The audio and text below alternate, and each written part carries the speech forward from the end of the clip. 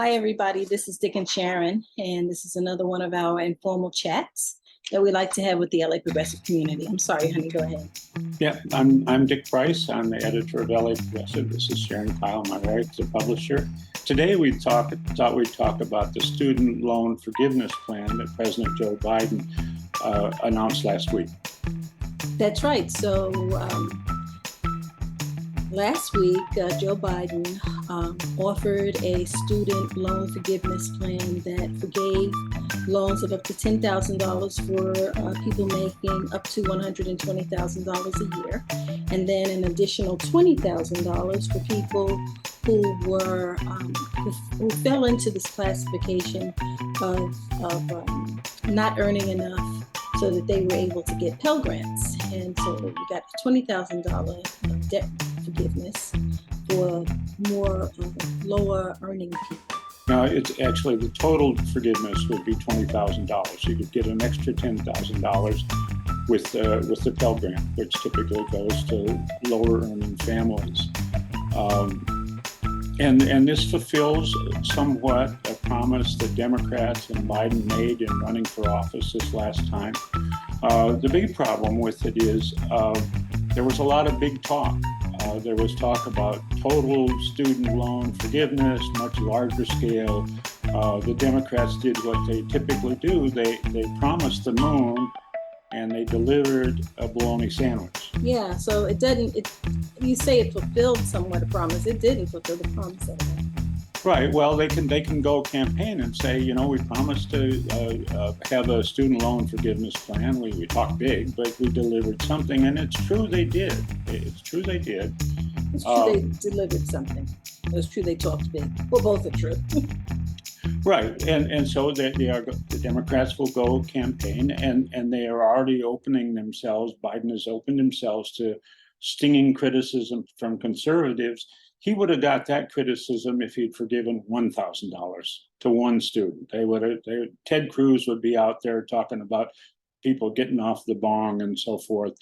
But it also lost him a lot of support among progressives, because the truth is most former students owe many times $10,000, and the forgiveness that will disappear in not very many years because it'll get eaten up with interest payments. Right. So when you think about the actual material change in the lives of people who are currently indebted up to their eyebrows in student debt, there's not a significant material change in their lives because Joe Biden made this decision to kind of follow through on one of his campaign promises. But so let's talk about why that is, and what is the issue with debt, and why is it that, Dick, when you went to college,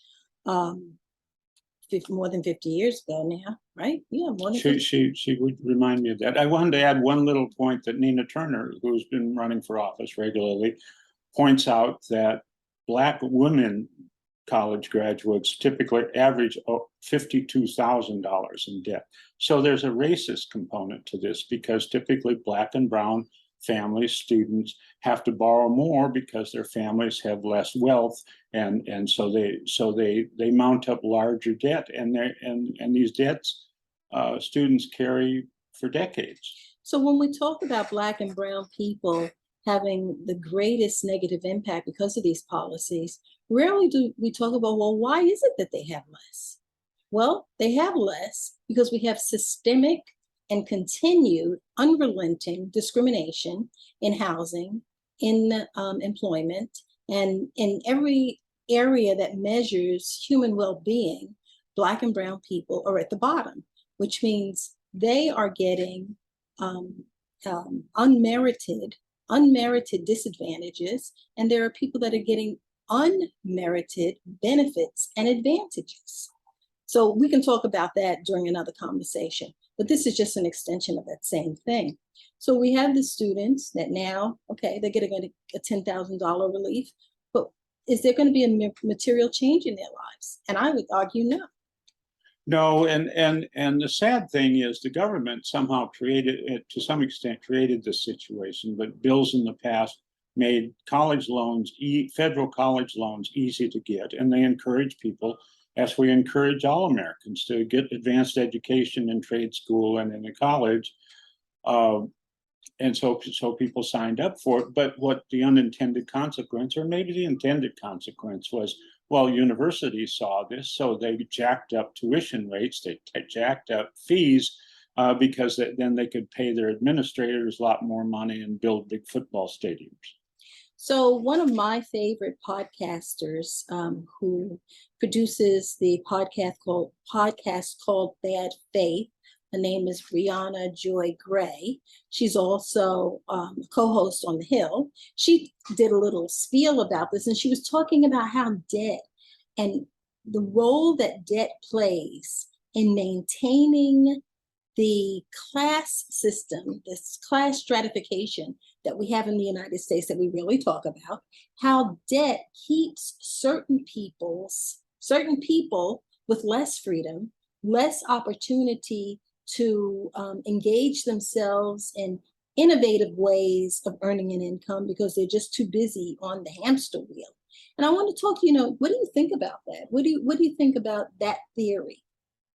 Well, so one consequence of this skyrocketing tuition that leads to lots of debt is it forms an emotional and financial barrier to working class people from even thinking about going to college. We had our own experience with that when my daughter went to school, and she had some bright friends at her high school who in my generation would naturally have gone to college, and they weren't thinking about it. Their families couldn't even dream of taking on that load. And that's the plan working perfectly, because the people who run this country, they don't need a lot of Walmart workers with master's degree in anthropology. They need people without educational opportunities, without mobility, who have no choice but to take a job flipping hamburgers or stacking shelves. So this is an opportunity. We have ample opportunities with the eradication of Roe v. Wade at the federal level, or the protections that Roe v. Wade brought. We have adequate opportunities and incentives to launch a serious progressive movement in this country. And this unfulfilled promise with student debt relief just gives us another chance, like we were talking about Occupy 10 years ago, when the Occupy movement started. It's not over. We as a people, the vast majority of people in the United States are getting the short end of the stick. When the PPP loans were made available, there were people like Jared Kushner and Nancy Pelosi's husband, Paul Pelosi, who took advantage of that and then had their multi-million-dollar loans forgiven. And you don't hear the far right talking about, that's going to cause a deficit, and who's going to pay for that. You don't hear those complaints. You don't hear those complaints when you look at the amount of money that we spend with the Department of Defense and the billions that have gone to Ukraine. I mean, no one even blinks an eye. But when we talk about something that is going to benefit the average American, student loan debt, or even, back in 2008, when we had this foreclosure crisis, who got bailed out? The big banks got bailed out, but the homeowners got nothing. Right, and this is very much similar to the student loan default plan. 10 years ago, if the Obama administration had bailed out homeowners, kept them in their homes, that the saved money would have gone into the local economy. It wouldn't gone into yachts, Senator Scott's yacht off of Italy. It wouldn't have gone into big bank accounts in Switzerland. It would have gone into upgrades to houses, new cars, advanced education for kids. So the same thing with student loan forgiveness. By not forgiving it, where does that? So right now, what's the number? 45 million American students and former students owe $2 trillion. And where does that money go? What it goes is every month, all those students have to make a payment, a good part of it interest. To whom? To a bank or to the federal government. And that does not go in the local economy. Instead, if they forgave all of that money, the money would go the same places that the mortgage money would have gone. It would have gone to upgrades to houses, trips, local economy, a stronger common economy for you and me. So we have a bunch of articles on the LA Progressive that talk about this topic.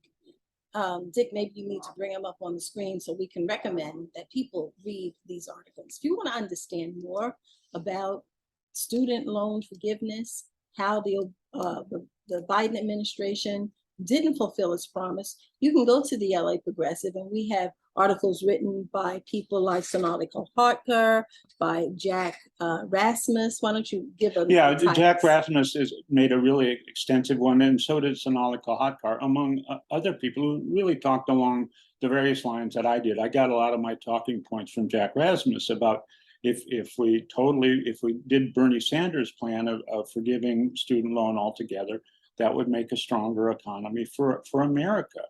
But why is our system rigged against that? It's rigged against that because the powers that be want to have a permanent underclass that they can continue to exploit. People who don't really have prospects for doing anything more than being service workers, than working at McDonald's or Walmart or one of these places with these dead-end jobs. They want them to be trapped there. And they also, I mean, so going to college, because I went to college on the 10-year plan, I mean, it gives you an economic advance. You can go in and get a better job. I think the average differential is $30,000 a year. But more than that, it exposes you to thoughts of the world. So you don't fall for the okie doke. You don't fall for the Donald Trump, the Ted Cruz's, the Rick Scotts, and their baloney, because you know better. And it also enriches your life because it makes you a more well-rounded person, in addition to not having to flip hamburgers at McDonald's, which I did as a kid, which if you're 16, it's kind of fun. If you're 36, so what did I say? So recently we figured out if a person was making, fight for 15, the $15 minimum wage, that would amount to the average 1 month rent in Los Angeles. So that's no food, no clothes, no transportation, just your rent. Just the rent, that's right. So the average rent in Los Angeles, I'm hearing for a 1-bedroom, it's like something like $2,000 a month. $2,400. Okay, $2,400 a month.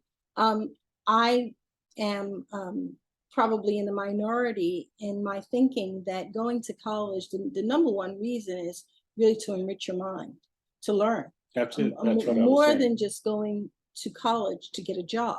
Right. And we certainly should not underestimate the value of having a vocation.